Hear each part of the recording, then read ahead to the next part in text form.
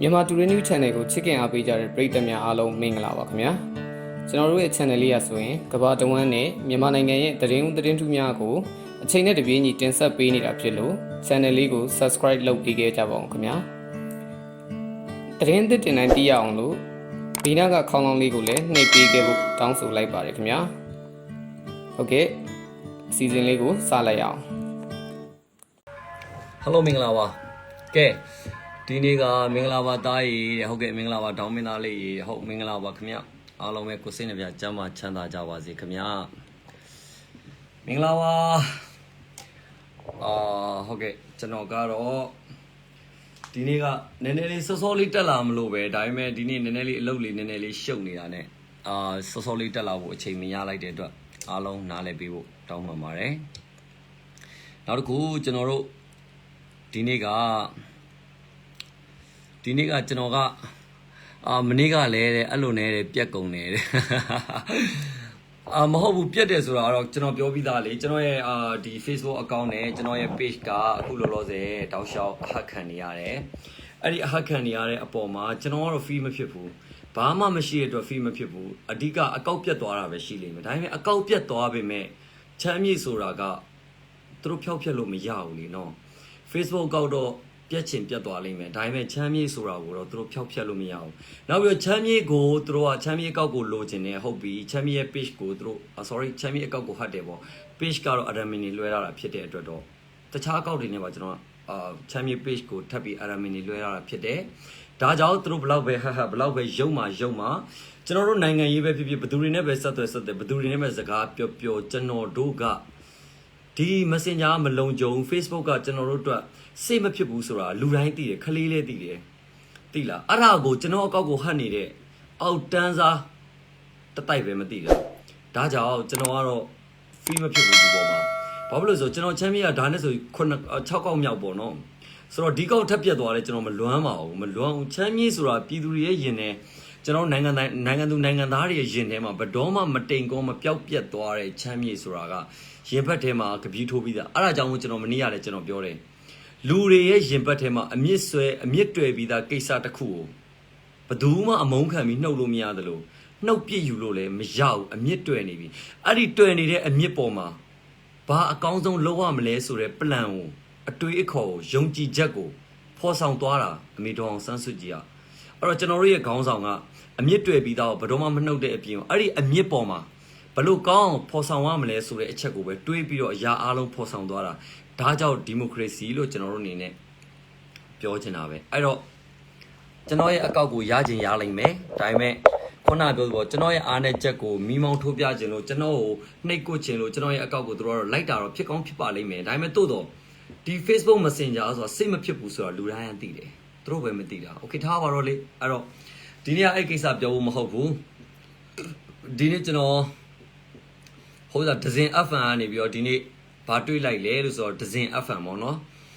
ဒီနေ့ဒဇင် FM ဘာတွေ့လိုက်လဲဆိုတော့စီရီယန်ကလုံးနေစီရီယန်အတုရောင်တွေပေါ့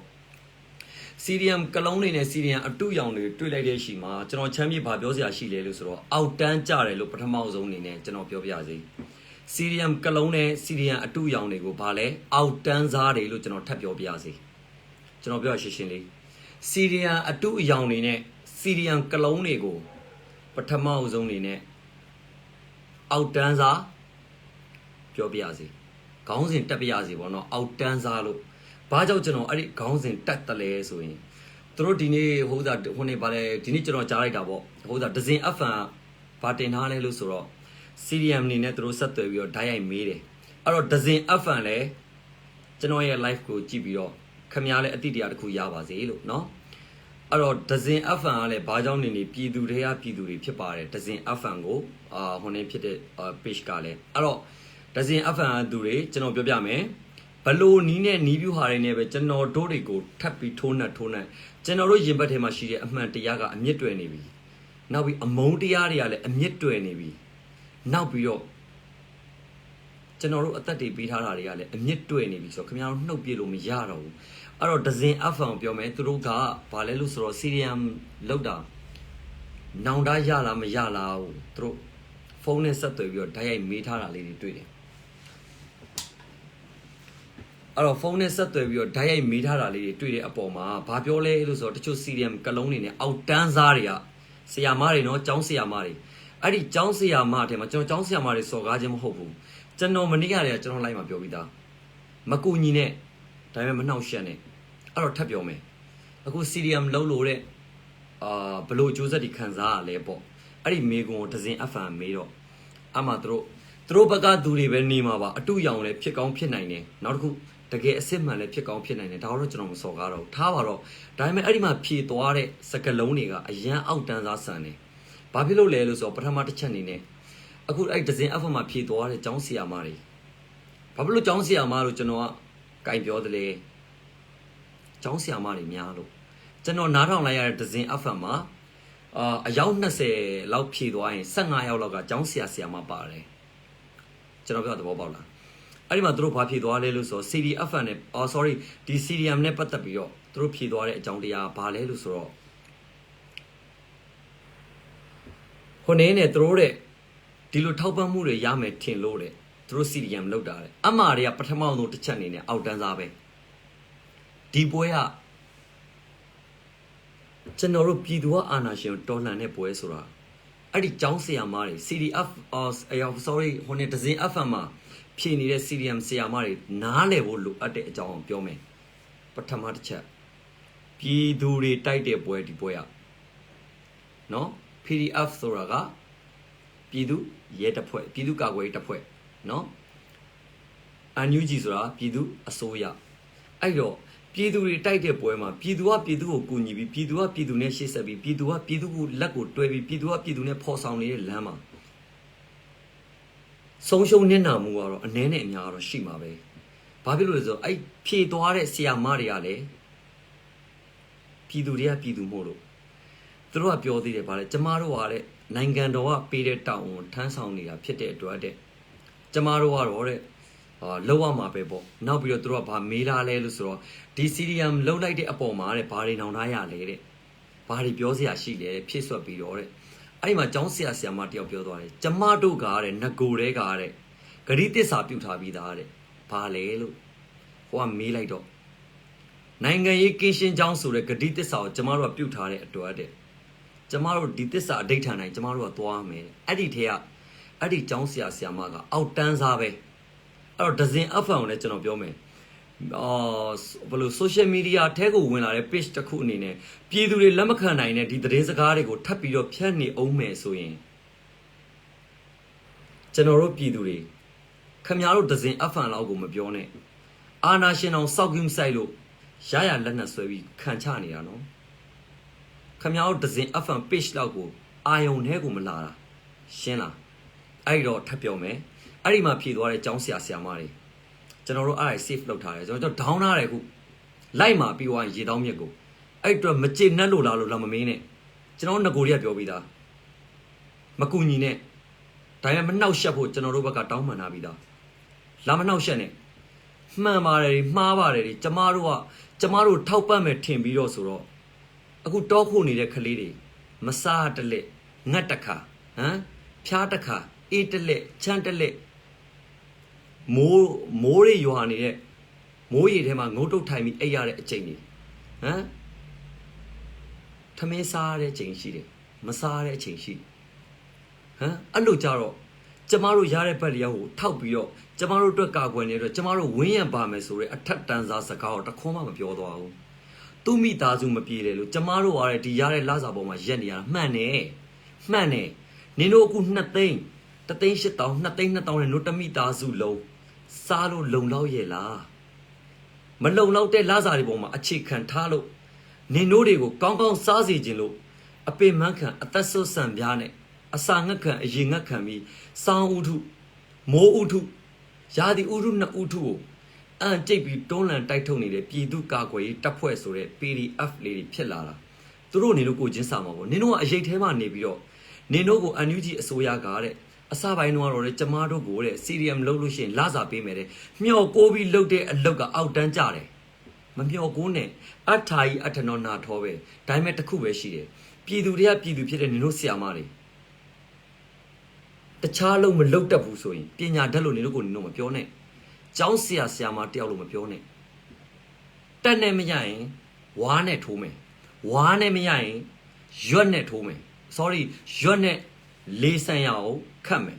မရရင်လက်နဲ့လှော်မယ်မရရင်အဲ့ဒီလှေကိုထားခဲ့ပြီးလူကိုယ်တိုင်ခုံချပြီးကူးမယ်ဟာ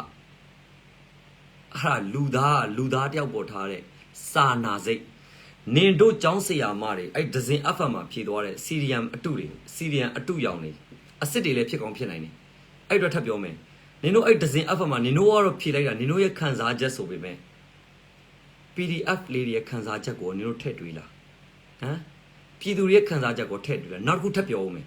အခုဒီပွဲနိုင်သွားလို့နိုင်ငံကြီးတိုးတက်လာရင်ထိတ်ဆုံးမျိုးမဲ့ထဲမှာနင်တို့လည်းပါတယ်ဆိုတာနင်တို့ဘယ်တော့မှမမေ့နဲ့နော်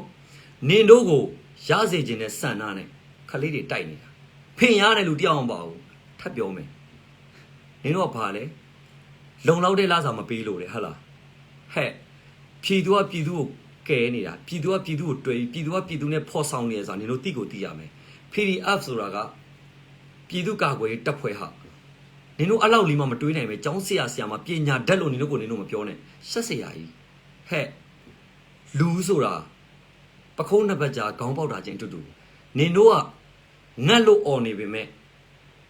နင်တို့ကြံဖန်ရှာဖွေစားတောက်နိုင်သေးတဲ့အုံနှောက်နင်တို့မှရှိပါတယ်ဒါကြောင့်ចောင်းဆရာမဖြစ်နေတာအဲ့အတွက်တက်နဲ့မရရင်ဝါးနဲ့ထိုးမယ်ဝါးနဲ့မရရင်ရွက်နဲ့ခတ်မယ်ရွက်နဲ့မရရင်လက်နဲ့လှော်မယ်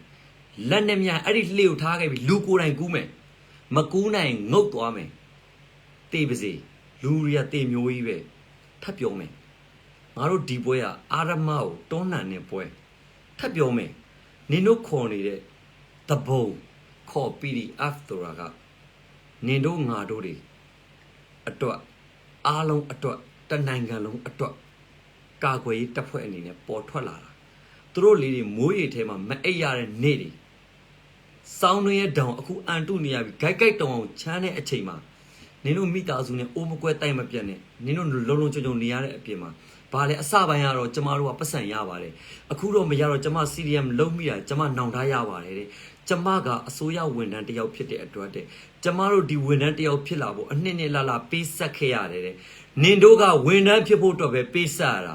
PDF ဆိုတာကအသက်ပါပေးနေရတာမတူဘူးဟာဂုံချင်းရှင်အောင်กว่าတယ်လူသက်ဆိုတာကဘာနဲ့မှအစားပြန်ထိုးလို့မရဘူးနင်တို့ဝန်ထမ်းဘဝပြုတ်ခဲ့ရင်တော့နင်မှာချီနှစ်ချောင်းလက်နှစ်ချောင်းအကောင်ကြီးနင်တို့လှုပ်လို့ရတယ်နင်တို့ဖြေသွားတော့လေငါလဲထားပါလေရီးမိတယ်သိလားအခုလိုက်လွှင့်နေတယ်နင်တို့ရှိမှငါလိုက်လွှင့်ပြီးပြောနေကိုချမ်းမြေ့အောင်စားဖို့တောက်ဖို့လုံလောက်နေတယ်နင်တို့ထင်လားငါတို့လည်းငတ်ခဲ့ရတဲ့အချိန်ကြီးအများကြီးမအိတ်ခဲ့ရတဲ့ညတွေအများကြီးသဘောပေါက်လားနင်တို့ရွယ်ခံနေရတယ်ထင်လားဒီလောက်လေးမှနင်တို့တောက်မခံနိုင်ရင်ဒီလောက်လေးဒုက္ခအောင်မှနင်တို့မဖြေရှင်းပေးနိုင်ရင်ဝိုင်းကူပြီးတော့နင်တို့ငါတို့ဝိုင်းကူဖို့မပြောနဲ့ PDF တွေနင်တို့ကိုချင်းစာဖို့မပြောနဲ့နင်တို့ဝမ်းအောင်လဲမဝအောင်နင်တို့တမိသားစုလုံးတဝမ်းတစ်ခါအတွက်လဲမပြည့်စုံအောင်ခွေးစကားတွေတက်ပြောတယ်ပြီးတော့ခေါင်းစဉ်တက်ထားတော့ကျောင်းဆရာမတဲ့ဟာငါရည်ချင်းနေနင်တို့လိုကျောင်းဆရာမတွေတင်လို့ဘယ်တော့မှနိုင်ငံနိုင်ငံအတွက်အားကိုအားထားရသူရဲကောင်းတွေဘယ်တော့မှမပေါ်ထွက်ဘူးနင်တို့ခက်ကြက်တတိထားချင်းချောက်နေတာမဟုတ်အတိတရားရစေချင်တာနင်တို့ငါပြောပြီးသားမကူညီနဲ့ဒါပေမဲ့မနှောက်ယှက်ဖို့ငါတို့ request လုပ်ပြီးသားအဲ့ဒီဒဇင် FN page မေးကြည့်လို့မေးနေတဲ့ကောင်မေးကြည့်လို့တော့ဘာဖြစ်လို့လဲနောက် CDM တွေအတွက်ဒါဘယ်လိုပြောမလဲ brain wash ထပ်လုပ်နေတာလီလိုင်းနေအဲ့ဒီအတွက်လက်မခံပေးနိုင်ဘူးလက်တင်လည်းမခံနိုင်ဘူးရှင်းတယ်နော်အဲ့တော့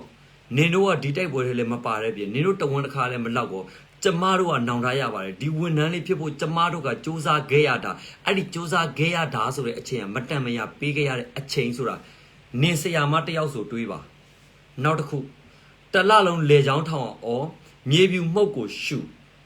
ဘလောက်ပဲရှုဘလောက်ပဲလေချောင်းထောင်ကွဲအောင်အော်တလလုံးမှာ3,800 2သိန်းအလွန်ဆုံး2,200ရတဲ့လစာပေါ်မှာနင့်မိသားစုလုံလောက်ခဲ့ရဲ့လားမလုံလောက်ခဲ့လို့ လူခွေဒန်းတူရအောင်လို့ပြည်သူတပ်ဖွဲ့ပေါ်လာတဲ့အပေါ်မှာနင်တို့ထပ်စော်ကားတယ်မှတ်ထားတယ်နင်တို့ခက်ကြက်ကြက်တတိထားစောက်ရမ်းပေါက်သွားတယ်ကိုတလိမ့်ဆန်ဆရာမဖြစ်မှမသိလူဆရာចောင်းသားတွေကိုလမ်းပြပြီးတော့မှောင်နေတာကိုအလင်းထုံးပြီးတဲ့ចောင်းဆရာမဖြစ်လို့ဖြစ်မှမသိငါအကုန်လုံးမစော်ကားဘူး no ကျွန်တော်အကုန်လုံးမစော်ကားဘူးအဲ့ဒီဒဇင်အဖတ်မှာဖြည့်သွားတဲ့ဆရာမအမိခံတဲ့ကောင်မတွေကိုကျွန်တော်ပြောတာတဲ့ပဲနော်ကျွန်တော်ရဲ့ live ကို like share follow တော့လုပ်ပေးဘာကြောင့်လဲအဲ့ဒဇင်အဖတ်နဲ့အဲ့ဒီကသူတွေသိဖို့လိုအပ်တယ်ဘာကြောင့်လဲဒါဘယ်လိုပြောမလဲ social နဲ့သိရမလား social နဲ့သူတို့က brain wash ထပ်လုပ်တာပဲအဲ့တော့ထပ်ပြောမယ်ဦးအောင်စီကတတရမြန်မာနိုင်ငံတော်ထူထောင်ခဲ့တာတောင်သူလေသမားဦးကြီးတယောက်နေနဲ့သဘောပေါက်တယ်နော်တောင်သူလေသမားနဲ့တောသူတောင်သားတွေစီယုံပြီးတော့အဖွဲ့ပြီးတော့တတရမြန်မာနိုင်ငံတော်ကိုဦးအောင်စီကထူထောင်နိုင်ခဲ့တယ်တစ်ဖက်ကိုတွန်းလှန်နိုင်ခဲ့တယ်ပြီးတော့ထိုင်းနိုင်ငံဝရင်တုတ်တစ်ချောင်းတိုက်ရိုက်တယ်ရှင်းတယ်နော်အေးပြောချင်တာကဝိုင်းလော်နေတဲ့အချိန်မှာအခက်ခဲရတော့ရှိမှာပဲအထီးကိအပုံးပဲအနာစာတော့ရှိမှာပဲဒါကိုတောက်ခံနိုင်မှနင်တို့အတွက်ဒီမိုကရေစီ human right ကိုရမှာဒါလေးကိုမတောက်ခံနိုင်မယ်လေကျမတို့ကဗါလဲဂတိတစ္ဆာပြုတ်ထားပြီးသားနိုင်ငံရေးကင်းရှင်းပါတယ်လို့ဒါဆိုနင်တို့ကိုနိုဆရာမလို့မပြောနဲ့ဒီနိုင်ငံမှာနေတဲ့နိုင်ငံသားတဦးတယောက်ချင်းစီကဒီနိုင်ငံရေးနဲ့ဓာတ်ရိုက်အချိုးကြတယ်။ sorry မြန်မာနိုင်ငံမှာနေတဲ့သူတွေခုမြန်မာနိုင်ငံရေးဖြစ်တဲ့အပေါ်မှာနင်တို့နိုင်ငံရေးနဲ့ကျမတို့မသက်ဆိုင်ပါဘူးလို့ကျမတို့ကဂတိတစ္ဆာပြုတ်ထားပါတယ်ဆိုရင်ကျောင်းဆရာမလို့မអော်နဲ့နင်တို့လိုဆရာမတွေရှိနေလို့အခုလိုမြန်မာနိုင်ငံထဲမှာဗိုလ်ချုပ်အောင်ဆန်းလို့ကလေးတွေထပ်မပေါ်လာတာဗိုလ်ချုပ်အောင်ဆန်းဆိုတာဘာဖြစ်လို့လွတ်လပ်ရေးဖခင်ဖြစ်လာတယ်လဲသူ့ရဲ့ကျောင်းဆရာမတွေမညံ့ဘူးကွာအေးခလေးတယောက်ကကြီးပြင်းမှုအချိန်မှာ3ချိုး2ချိုးမှာနင်တို့ကျောင်းဆရာမတွေနဲ့ကြီးပြင်းရတာအဲ့ဒီပေါ်မှာနင်တို့ကိုယ်တိုင်အားစကျမတို့ကနိုင်ငံရေးနဲ့ကင်းရှင်းပါတယ်ကျမတို့ကတော့မသိပါဘူးကျမတို့အိမ်မှာမျိုးဖို့ကျမစို့ဖို့ကျမမလုံတော့ရင်ကျမတော့လက်မခံနိုင်ပါဘူးဆိုကျောင်းဆရာမလုံနဲ့ကျောင်းဆရာမဆိုတာနာ3နာနဲ့အလုပ်လုပ်တာအေးအခု PDF ဆိုတဲ့တောက်ခိုသွားတဲ့ခလေးတွေကနင်တို့တပည့်လေးတွေမပါဘူးလို့နင်တို့ပြောနိုင်လားဟမ်နင်တို့တပည့်လေးတွေကိုယ်တိုင်တော့တောခိုနေနင်တို့ကျောင်းဆရာမတွေကဘာဖြစ်လို့ဒီမှာတောက်မခံထားနိုင်ရမှာလဲကိုတပည့်တွေရဲ့ဒုက္ခနင်တို့တောကဆိုနာ3နာနဲ့တင်တာပါဆိုဟမ်အခုတောခိုရတဲ့ကလေးတွေ PDF အဖွဲ့ထဲမှာအခုအဲ့ဒဇင် FM မှာဖြည့်ချသွားတဲ့သူတွေဆရာမတွေဆရာတွေမင်းတို့တပည့်တွေမပါဘူးလို့မင်းတို့ပြောနိုင်လားမင်းတို့အားဆိုလူမဟုတ်တော့တပည့်တွေတောင်အမှန်တရားကိုလက်ခံလို့မခံနိုင်လို့တောခိုသွားတာဒါတော့နင်တို့ဝမ်းမဝလို့အန်ယူဂျီကလာစာပေးမယ်ဆိုရင်မပေးလို့ဆိုတော့အန်ယူဂျီကနိုင်ငံတော်ဘဏ္ဍာအခွန်ငွေပေါ်ဖင်ခုထိုင်ထားတဲ့အစိုးရမဟုတ်သေးဘူးသဘောပေါက်လားဟမ်နင်တို့အောက်တန်းကြလိုက်တာနင်တို့စိတ်သက်တယ်ကျောင်းဆရာမလို့မអော်နဲ့ရှက်စရာကြီးနင်တို့စိတ်တွေနင်တို့တူတယ်ဒုက္ခဖြစ်နေတယ်ထင်လားအေးဒီတောင်မှငါတို့မကြုံနိုင်တသက်လုံးကြုံခံရမယ်ဆိုတော့လည်းနင်တို့တွေးသဘောပေါက်တယ်နော်အဲ့တော့ဒဇင်အဖောင်လည်းတဲ့ပြောမယ်မြန်မာနိုင်ငံမှာကြီးစိုးချဲ့လေနေတဲ့အာနာရှင်တော်စောက်ကြုံဆိုင်လို့ပြည်သူတွေတယောက်လက်တယောက်တွဲပြီးတော့ပြန်ခံချတာမင်းတို့ဒဇင်အဖန် page လောက်ကိုအာယုံထဲကိုမလာဘူးဒါပေမဲ့အခုလောလောဆယ်တော့မင်းတို့ငါတို့အခုလောလောဆယ် download လုပ်ထားတာပဲရှိတာဘာမှမလုပ်သေးဘူးပြီးသွားရင်တော့တစ်ချက်ချင်းရှင်းချမှာမင်းတို့ site ဝါတွေအလောက်မထည့်နဲ့အေးစင်းနေ depression တွေမတူဘူး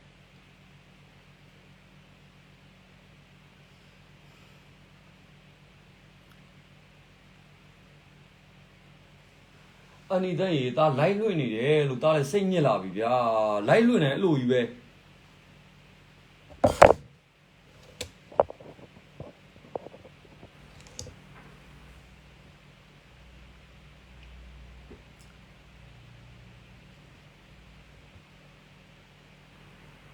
ကျောင်းဆရာမတွေလို့အမိတက်ပြီးတော့ကျောင်းသားတွေရှိမှမရက်နေတဲ့နင်တို့ဝမ်းစာအတွက်မလောက်လို့တစ္ဆာတရားတွေအရန်တိတတ်နေလား ဒါဆိုရင်နင်တို့ចောင်းရှိမှာစောင်ဘုတ်တွေအကုန်ပြောင်းလိုက်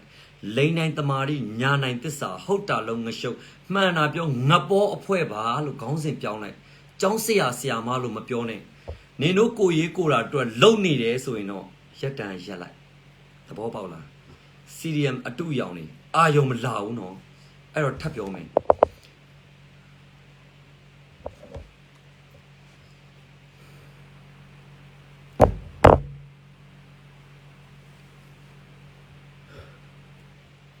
နင်တို့ဘာလဲကွာကျောင်းဆရာမလို့ခေါင်းစဉ်တက်ထားပြီးတော့အရှက်သိက်ခါတော့နင်တို့မထိန်နိုင်တော့ဘူးလားဟမ်တော့ခိုတဲ့ PDF ထဲမှာနင်တို့တပည့်တွေပါတယ်ဆိုတာနင်တို့မမေ့နဲ့သဘောပေါက်လားအခုချမ်းမြေးပိုင်ဆိုတဲ့ငါကလည်းနင်တို့တပည့်တွေကတယောက်ပဲဖြစ်လိမ့်မယ်ဒီလေးကျွန်တော်ဒီအကောင့်နဲ့ live လွှင့်နေတာလို့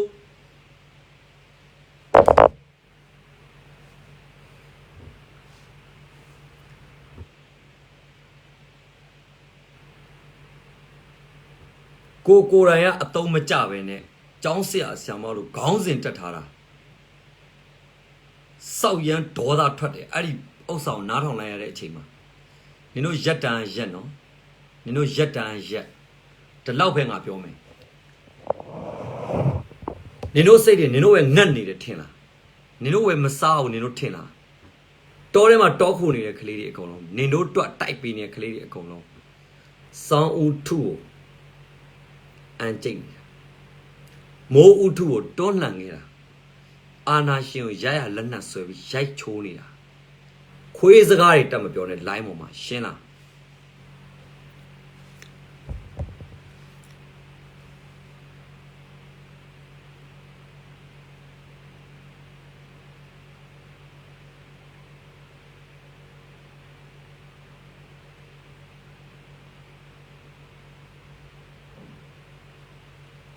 နောက်တစ်ခုအခုအာနာရှင်တွေအခုရဟယင်နေနဲ့အခုဘုံတွေကျဲကျေးလက်ဒေတာတွေကိုထပ်ပြီးတော့မီရှို့ဘုံတွေကျဲဖြိုခွဲဖြိုခွင်းအဲ့တော့ကျေးလက်ဒေတာတွေမှာရှိတဲ့တောင်သူလယ်သမားတွေဆိုတာကအဲ့လိုဘုံခွဲပြီးမီရှို့လိုက်တဲ့အပေါ်မှာဘယ်ဟာနဲ့သူတို့စားမလဲဟမ်ဘယ်ဟာနဲ့သူတို့စားမလဲဘယ်အိမ်မှာသူတို့တက်အိတ်ကြတော့မလဲအဲ့ဒီတော့ပြေးရင်ပြေးမပြေးရင်တော်လှန်အဲ့ဒီတော့ PDF ဆိုတာကတနေ့လူအင်အားပိုတောက်လာတယ်အဲ့လိုတောက်လာနိုင်အောင်လဲမင်းတို့အာဏာရှင်တွေပဲလုပ်နေတာမင်းတို့အာဏာရှင်တွေဖော်ဆောင်နေတာကြေးလက်ဒေတာတွေပြဿနာရှာကြေးလက်ဒေတာအိမ်တွေကိုမီးရှို့တော့စစ်ဘေးရှောင်းဆိုပြီးတော့တစ်ဖက်နိုင်ငံတွေကိုကူးတန်းပြီးတော့ပြေးဖို့ဆိုတာသူတို့မှာတောသူတောင်သမားတွေဖြစ်တဲ့အတွက်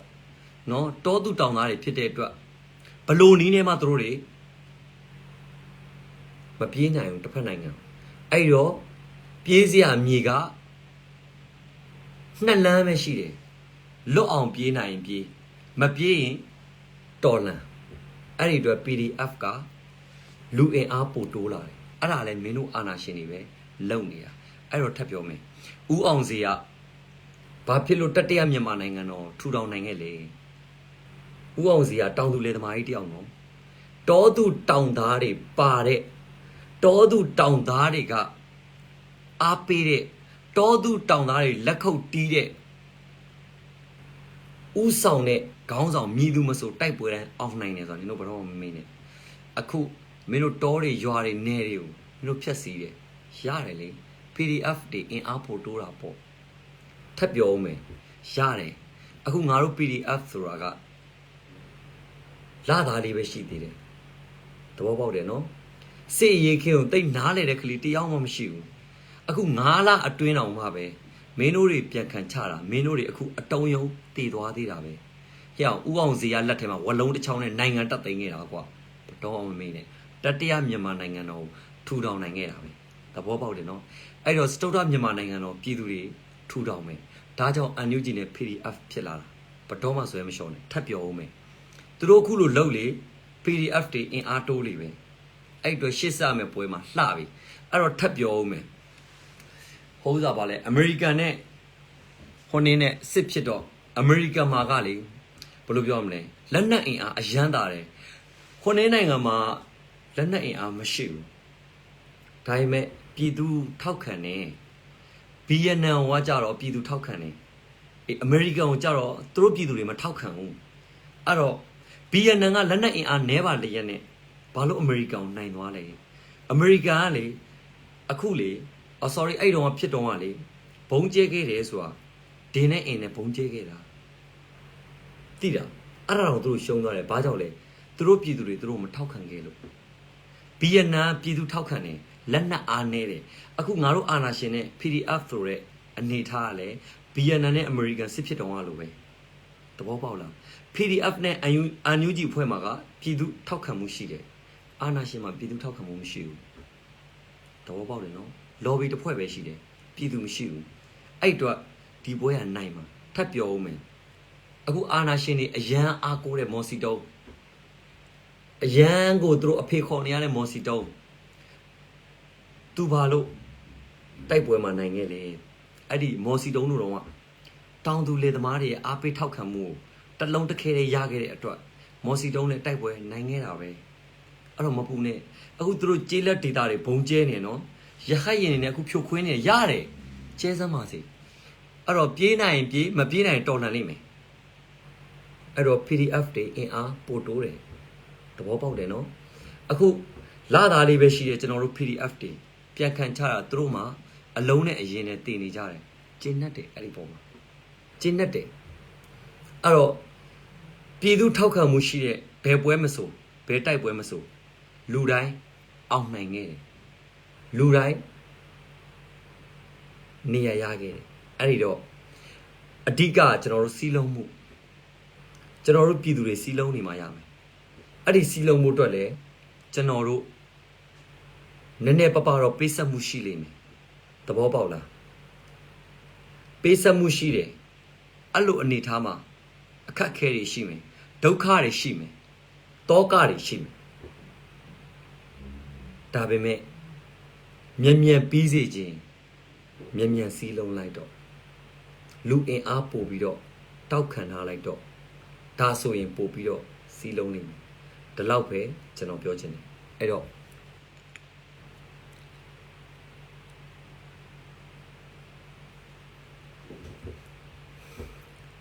အခုကျွန်တော်တို့ဟို EAO တွေ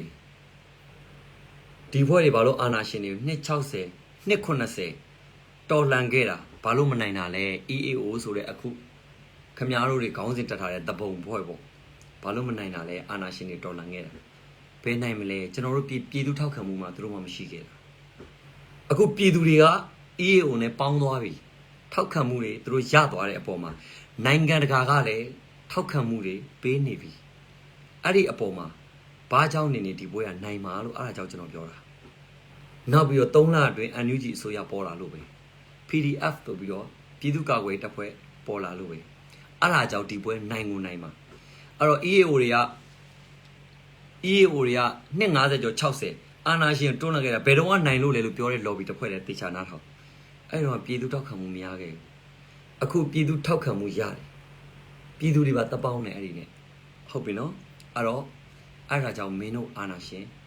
ရှုံးလိမ့်မယ်ဒီပွဲမှာအပြတ်တက်ကိုငါတို့နိုင်လိမ့်မယ်မင်းတို့မပူနဲ့အဲ့တော့ CDM အတုရောင်နေကိုအခြေအနေကိုနားလဲသဘောပေါက်တယ်နော်မကူညီနဲ့ငါပြောတယ်ငကိုတွေကဒါပေမဲ့မနှောက်ရှက်နဲ့သဘောပေါက်လားပြေးလန်းတစ်လျှောက်မှာစူးညောက်ခလုတ်တော့လာမနှုတ်နဲ့ sorry ပဲနော်စူးရှိတော့နှုတ်ပြရမှာပဲခလုတ်တွေကံပြရမှာပဲအဲ့ဒါကိုလူချင်းတက်တဲ့တပုံဖွဲ့ပါလို့ငါတို့ခေါင်းစဉ်မတက်နဲ့ပြည်သူကပြည်သူကိုတက်တဲ့တပုံဖွဲ့ပါလို့ခေါင်းစဉ်မတက်နဲ့မင်းတို့တက်လို့မရဘူးမင်းတို့ပြည်သူတွေကပြည်သူတယောက်ဆိုပြည်သူတွေခံစားနေရတဲ့ခံစားချက်ကိုမင်းလည်းပြည်သူအစ်စ်အမှန်တယောက်သာဆိုရင်မင်းသိနေမှာပါငါတို့လက်တို့ပြီးပြောစရာမလိုဘူးရှင်းတယ်နော်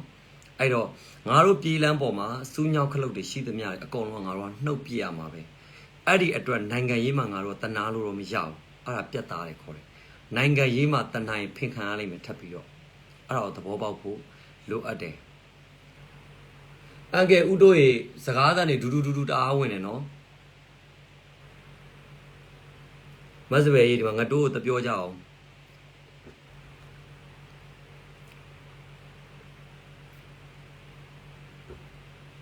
အဲ့တော့အနေထားရင်နားလဲပါနော်ကျွန်တော်စကားတွေအများကြီးပြောချင်ပင်ပန်းလို့နောက်တစ်ခုထပ်ပြောဦးမယ်နောက်နေ့ကျွန်တော်အဲ့ကြောင်တွေထပ်ပြီးတော့မကြားချင်ဘူးအာယုံလည်းမလာဘူးကြားရတာတွေကလည်းစောက်ဒေါသဖြစ်တယ်နောက်ပြီးမောင်အခုချိန်นี้မလျှော့ဘူးဖင်လန်နိုင်ငံကိုအနေထားကိုနားလဲတော့သဘောပေါက်တယ်နော်အဲ့လောက်ပဲကျွန်တော်ပြောချင်တယ်ကျန်တာတွေအများကြီးမပြောချင်ဘူး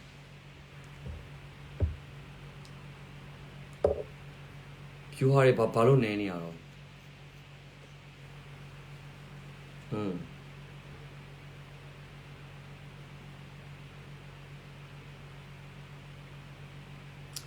ကျွန်တော်အကောင့်နဲ့ပတ်သက်ပြီးထပ်ပြောမယ်ကျွန်တော်အကောင့်ကဘယ်လိုပြောရမလဲအဟခန္ဓာကလာအဟမခံရတာလားတော့ကျွန်တော်တို့ခုစစ်တော့ခုလောလောဆယ်မှာတော့ဒီနေ့တခါထပ်စစ်တော့စင်ကာပူတို့ထပ်ပေါ်လာတယ်ထပ်ပေါ်လာတဲ့အချိန်မှာကျွန်တော်တို့အကောင့်ကိုထပ်ပြီးတော့report ထပ်တင်ထားပေးတယ် Facebook တင်းကို Facebook ကဘယ်တော့မှစိတ်မဖြစ်ဘူး viewer တွေရမ်းကြနေတယ် viewer တွေရမ်းနေနေတယ်အဲ့တော့ like share follower လေးတွေလုပ်ပေးဖို့ကျွန်တော်အနေနဲ့အထူးမြတ်တာရခံအပ်ပါတယ် viewer တွေတအားနဲ့ပြောရတာအရန်အားမရဘူးဗျာကျွန်တော်ပြောတာသိလားကျွန်တော်ရဲ့အကောက်ကလေအဟခန္ဓာရတယ်နဲ့သူတွေအောက်တန်းစားတစ်တိုက်ကစင်ကာပူဆိုရင်တော့ကျွန်တော်စင်ကာပူနဲ့ challenge ခေါ်ပြီးရန်ဖြစ်တာဆိုအေးတန်တာတယောက်ပဲရှိတယ်သူ့ကိုခေါင်းစဉ်တက်တာတော့မဟုတ်ဘူးသူကအောက်တန်းစားဆန်တော့အဲ့လောက်ရက်တွေတော့လှုပ်ချင်လှုပ်နေလိမ့်မယ်ဒါပေမဲ့မပြောတတ်ဘူးလှုပ်လဲစောက်ကူးမဆိုင်ဘူး Facebook ဆိုတာဘယ်တော့မှစိတ်မဖြစ်ဘူးဆိုတာလူတိုင်းသိတယ်ခလေးလည်းသိတယ်သူငယ်တက်တဲ့ခလေးကစသိတယ်ဒါကြောင့်ဒီမှာကျွန်တော်ကိုယ်ကိုယ်တိုင်ဘယ်တော့မှမပြောဘူး Facebook မှာအဲ့တော့အခုလောဆယ်တော့ viewer တွေကတော့တီးတီးတတ်တာထိုးကြနေရတော့ကျွန်တော်သိတယ်အဲ့တော့အားလုံးကတော့ကျွန်တော်ပြောပြီးသားเนาะကျွန်တော် live လွှင့်နေတဲ့အချိန်တစ်ချိန်ပဲကျွန်တော်တောင်းဝင်ယူတယ်ကျန်တဲ့အချိန်တွေမှာကျွန်တော်တောင်းဝင်မယူအဲ့လောက်ပဲကျွန်တော်ပြောချင်တယ်โอเค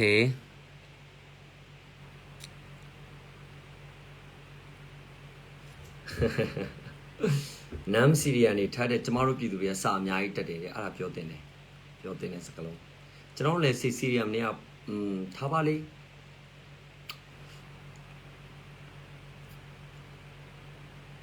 viewer တွေရမ်းကြနေတယ်ဗော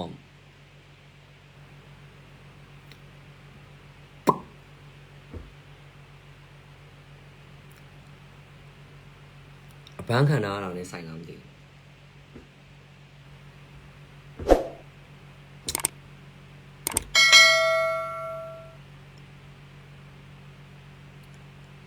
ဟုတ်တယ်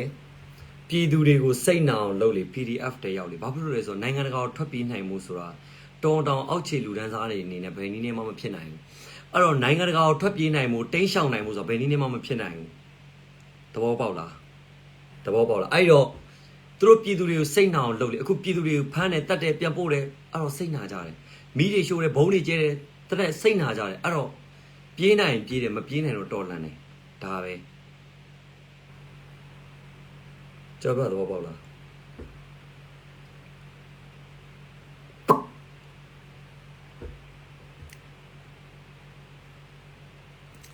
ဟုတ်တယ် viewer တွေတအားကြာနေတယ်ဘာကြောင့်ကြာနေတယ်ဆိုတော့ကျွန်တော်တော့မသိဘူးဒါပေမဲ့ live လွှင့်တဲ့အချိန်ကျွန်တော်မျက်နှာကိုတွေ့နေရတဲ့အချိန်ပဲခင်ဗျားတို့ဒီအကောင့်ကကျွန်တော်သုံးနေရဆိုတော့လက်ခံပေးကျန်တဲ့အချိန်ကျွန်တော်အာမမခံဘူးလို့ပြောပြီးသားနော်အဲ့အတွက်ကျွန်တော်အာမမခံကျွန်တော်အကောင့်မှန်တယ်ကျွန်တော်ရဲ့ဘယ်လိုပြောမလဲ page အကောင့်မှန်တယ်တိုးတော့ live လွှင့်တဲ့အချိန်ကြီးပဲကျွန်တော်အာမခံတယ်နောက်အချိန်ကြီးကျွန်တော်အာမမခံဘူးလို့ပြောပြီးသားသဘောပေါက်တယ်နော်ဘာလို့ဆိုတစ်ဖက်ကအရန်အောက်တန်းလားစမ်းနေလို့share ထားတယ်တဲ့ဟုတ်ကဲ့ကျေးဇူးအများကြီးတင်ပါတယ်အဆုံးထိ CRM မှာတဲ့ okay အဲ့တော့ CRM နဲ့ဘာကြောင့်ပါခိုင်းတယ်လဲဘာကြောင့် CRM လုတ်ခိုင်းတယ်လဲဆိုရယ်အနက်ဒိတ်ပဲကိုနားမလဲတဲ့ចောင်းဆရာမတွေအတွက်ကျွန်တော်ပြောစရာစကားတော့ထပ်မရှိတော့ဘူးပြောဖို့လဲထပ်ပြီးတော့မလိုတော့ဘူးတားရည်တဲ့အစားစားရာ view site ပါတဲ့ပြည်သူတွေကိုနှိပ်စက်လေလေဒင်းတို့တင်နေနီးလေလေပဲတဲ့အမှန်တရားပြည်သူတွေကိုစိတ်နာအောင်ဒီထပ်ပို့လှုပ်လေလေသူတို့ကြရှုံမှုပိုနီးလေလေပဲအဲ့တော့ lobby တွေဒလန်တွေစီရီယန်အတုရောင်တွေမင်းတို့အုံနောက်ထဲမှာမြဲမြဲမှတ်ထား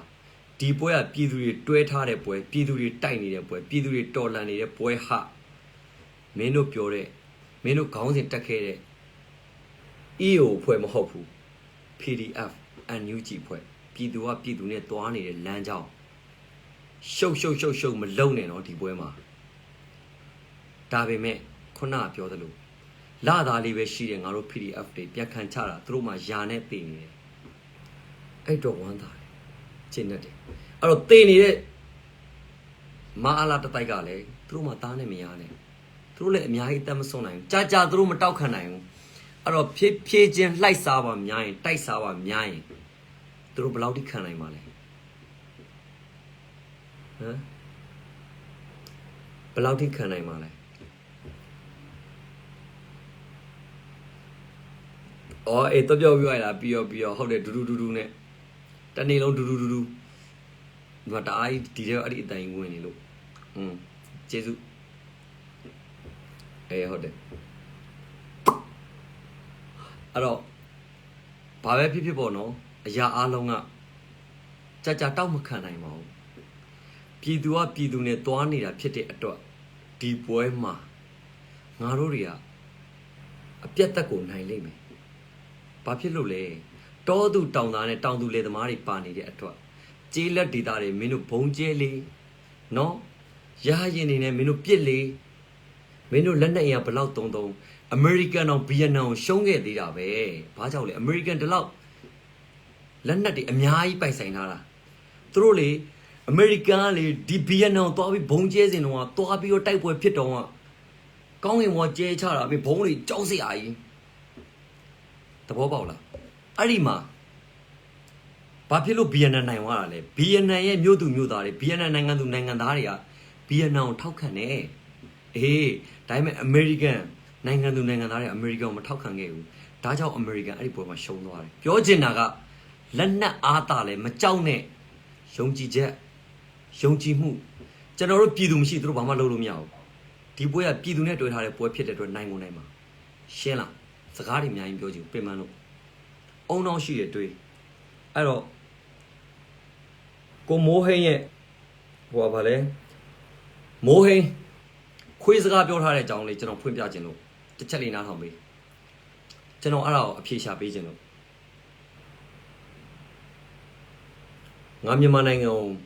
တော်လိုင်းပြီးလို့ပြန်လာရင်မြန်မာနိုင်ငံမှာမိုးဟင်းစင်ကာပူမှာအေးတန်နာဖင်လန်နိုင်ငံမှာမောင်မောင်တိတ်ကြောက်နေတာမင်းတို့မကြောက်နဲ့ပြည်သူတွေတိုက်နေတဲ့ပွဲဖြစ်တဲ့တော့ဒီပွဲငါတို့နိုင်ကိုနိုင်မယ်ဆိုတော့မင်းတို့နှစ်ဖူးပေါ်လက်တင်စဉ်းစားပါနော်ဒီလောက်ပဲပြောချင်တယ်အဲ့တော့ကိုမိုးဟင်းကအခု तू က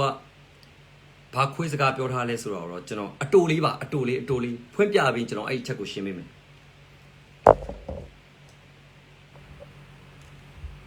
ကျွန်တော်နောက်အရဆုံးတစ်ခုထောက်ပြပါဆိုလို့ရှိရင်ဒေါ်အောင်ဆန်းစုကြည်နဲ့ NLD ပါတီကို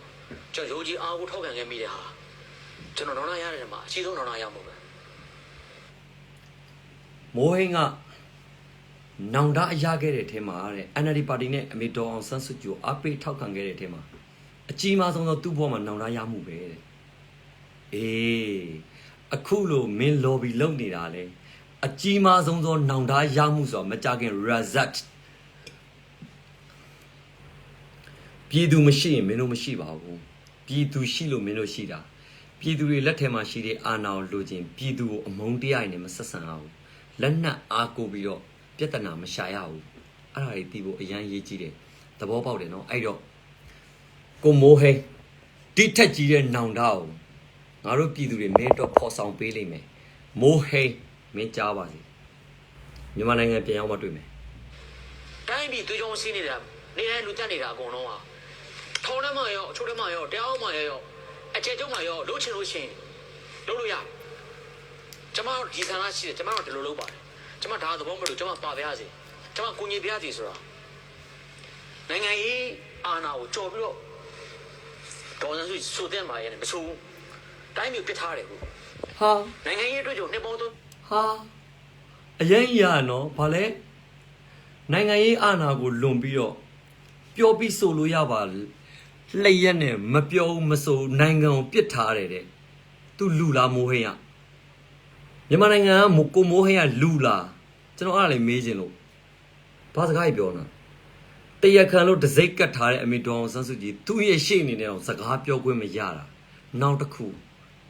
မင်းတို့ကအာဏာရှိပါတယ်လို့တစ်ချိန်လုံးဖျဲချောက်ပြီးတော့မင်းတို့လက်ထဲမှာအာဏာရှိလို့အတိုင်ပင်ခံဆိုတဲ့အမေတော်အောင်ဆန်းစုကြည်လို့ပုံကိုမျိုးနိုဘယ်ဆုရှင်တော့မင်းတို့ကြက်ကလေးငှက်ကလေးလို့ဟတ်လို့ကိုင်းပြီးဟတ်လို့ပြစ်ထည့်ခဲ့တာအချုပ်ထဲကိုအနှစ်20တစ်ကြိမ်အခုတစ်ကြိမ်2ကြိမ်အဲ့ဒါတော့မင်းတို့လည်းထိကျက်လဲနာနေရောအမေတော်ဆန်းစုကြည်အပြစ်ကရှာကြံပြီးပြောသေးတယ်မင်းယောက်ျားလားမိုးဟိန်ကိုမိုးဟိန်မင်းယောက်ျားနော်ယောက်ျားစကားပြောခွေးစကားတွေမပြောနဲ့ဟာမင်းတို့တွေနဲ့ငါဖြည့်ရှင်းရလဲကွာမတန်မရတွေပြောရတာကွာဘာလဲโอเคထပ်ဖွင့်မယ်နိုင်ငံကိုပြစ်ထားတယ်အမေတော်အောင်ဆန်းစုကြည်ကဘာလုပ်ခွင့်ပေးထားလို့လဲသူဟမ်ဘာလုပ်ခွင့်ပေးထားလို့လဲမင်းတို့ပြောပါဦးမရှက်တတ်ဘူးလားပြန်ဖွင့်မယ်အဲ့ဒါလေးပြီးပြီခဏလေးတိုင်းမျိုးပြစ်ထားတယ်ဟုတ်နိုင်ငံရေးအတွက်ကြောင့်နှစ်ပေါင်း30ရှိပါလေရဲ့နဲ့ဒေါ်ဆန်းစုကြည်ကမိုင်မဲစွာနဲ့ဟာအတန်တိတ်ပြီးတော့ yes လည်းမပြော no လည်းမပြောဘဲနဲ့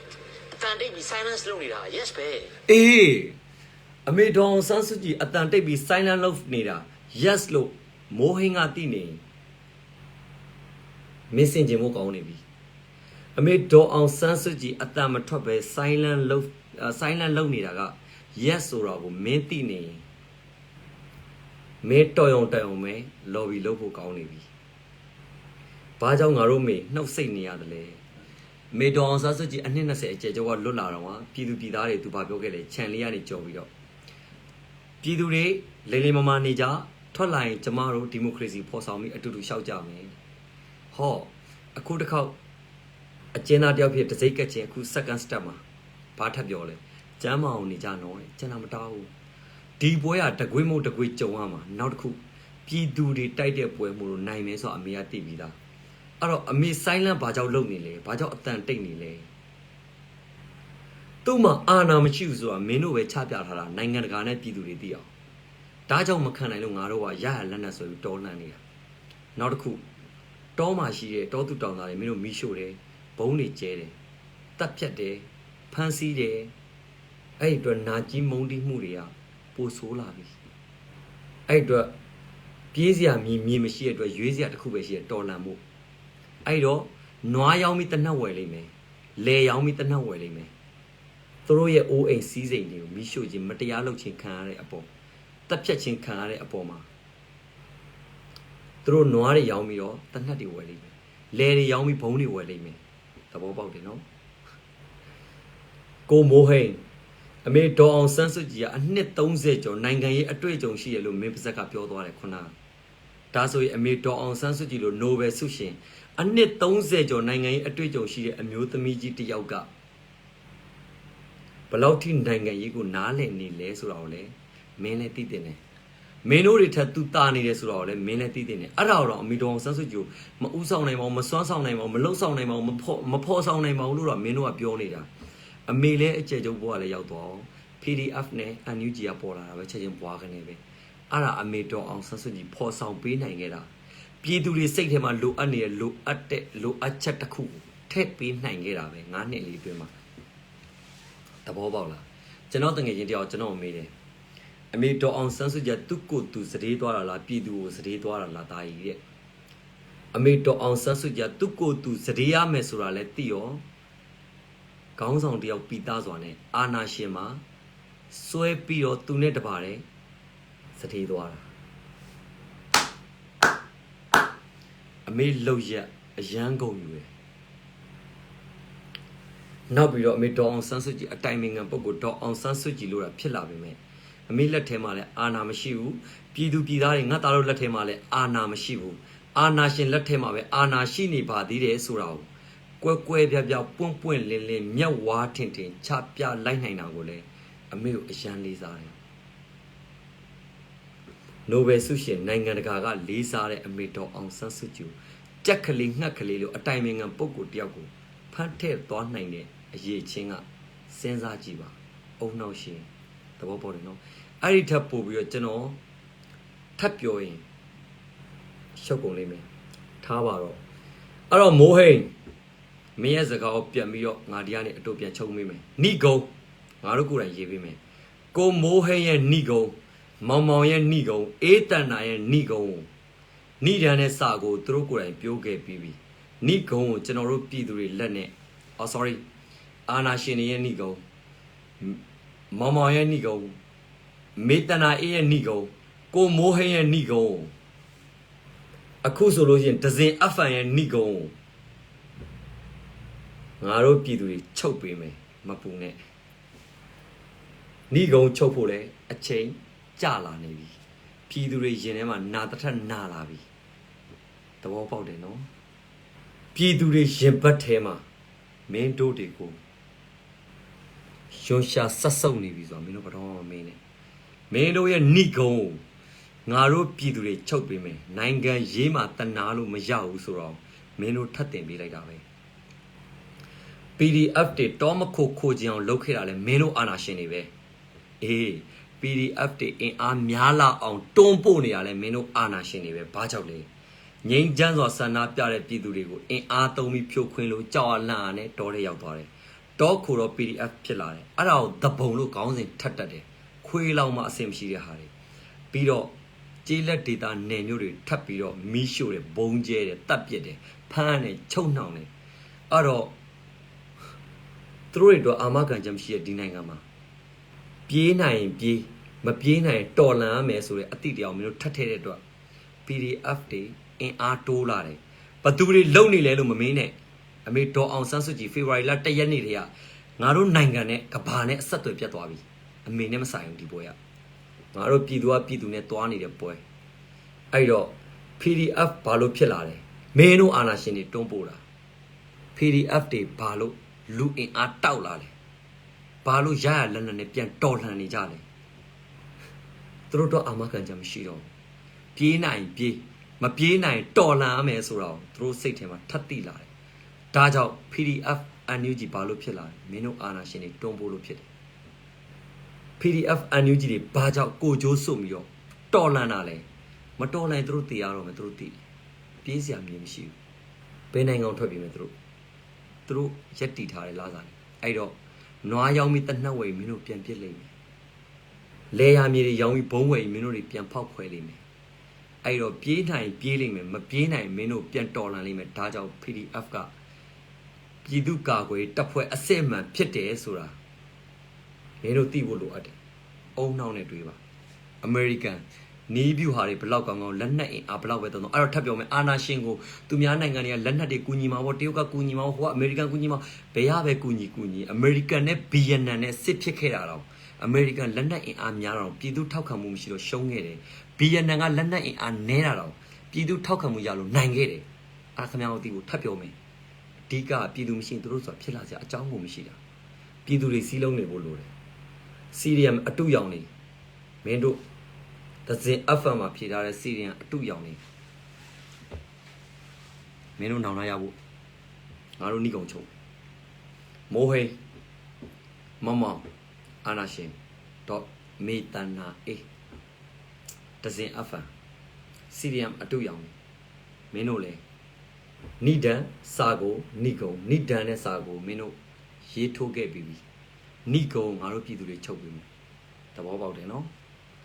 အဲ့တော့ပြည်သူ့ကာကွယ်တပ်ဖွဲ့တပုံလို့ခေါင်းစဉ်တက်ရင်ငါစီးထားတဲ့ဖနှောက်ခွေးချီလူပြီးပါရိုက်ချင်တယ်ဆိုတော့မင်းတို့ဘတော်အောင်မင်းနဲ့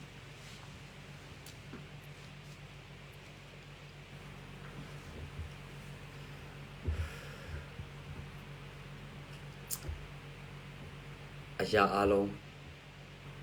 အုံနောက်ရှင်စဉ်းစားပါကိုမိုးဟင်းကနောင်သားရဆုံးလို့ပြောတာကဒီအတွက်မဟုတ်သေးဘူးမိုးဟိန်းနောင်တရဖို့အတွက်အဓိက main point ကကျွန်တော်တို့ပြည်သူတွေချုပ်ပေးမယ်နှိခုံးမယ်အဲ့ဒါကိုမိုးဟိန်းတယောက်အတိတရားအမြန်ရပါစေအရေးတော်ပုံအောင်ရမည်